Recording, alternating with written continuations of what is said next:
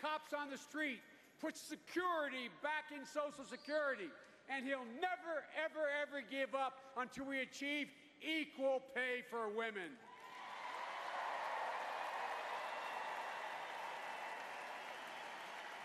That's the change we need.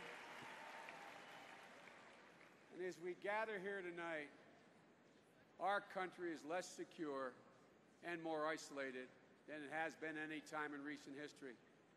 The Bush foreign policy has dug us into a very deep hole with very few friends to help us climb out. And for the last 7 years, the administration has failed to face the biggest forces shaping this century.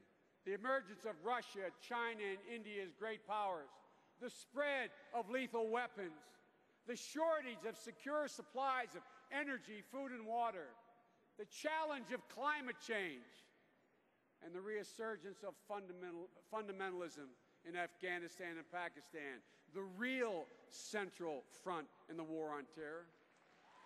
Ladies and gentlemen, recent years and in recent days, we've once again seen the consequences of this neglect, with Russia challenging the very freedom of a new democratic country of Georgia. Barack and I will end that neglect. We will hold Russia accountable for its actions, and we will help the people of Georgia rebuild. I've been on the ground in Georgia, Iraq, Pakistan, Afghanistan, and I can tell you in no uncertain terms, this administration's policy has been an abysmal failure. America cannot afford 4 more years of this failure. And now, despite being complicit in this catastrophic foreign policy, John McCain says Barack Obama is not ready to protect our national security.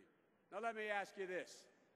Whose judgment do you trust? Should you trust the judgment of John McCain when he said only 3 years ago, Afghanistan, we don't read about it anymore in the papers because it succeeded?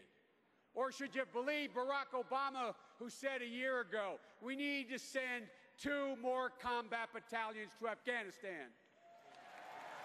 The fact of the matter is, Al-Qaeda and the Taliban, the people who actually attacked us on 9/11, they've regrouped in the mountains between Afghanistan and Pakistan, and they are plotting new attacks.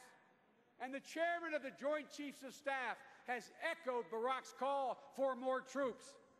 John McCain was wrong, and Barack Obama was right.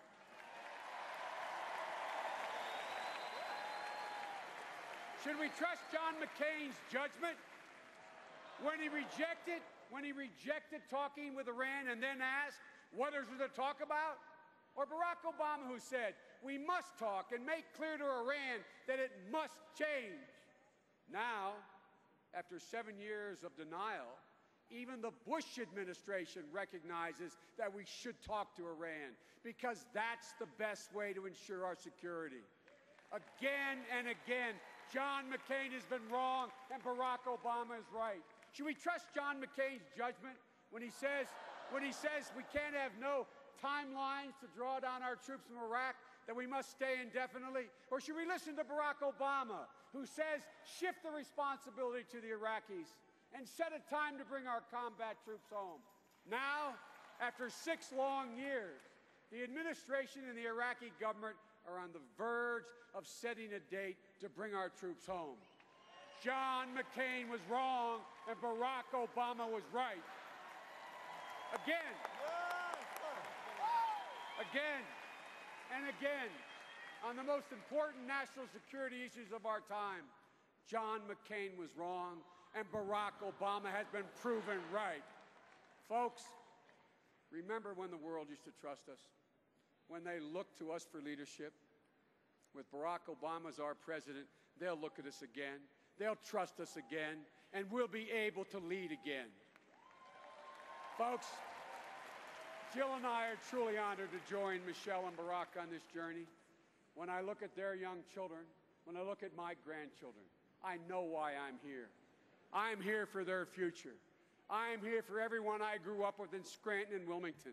I'm here for the cops and the firefighters, the teachers and the assembly line workers, the folks whose lives are the very measure of whether the American dream endures.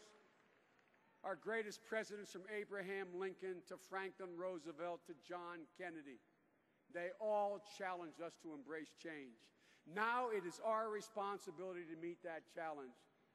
Millions of Americans have been knocked down, and this is a time, as Americans together, we get back up together.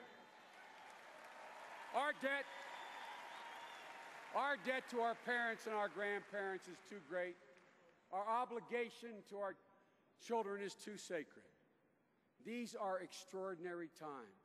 This is an extraordinary election. The American people are ready. I am ready. Barack is ready. This is his time. This is our time. This is America's time. God bless America, and may God protect our troops. Thank you very much. Thank you.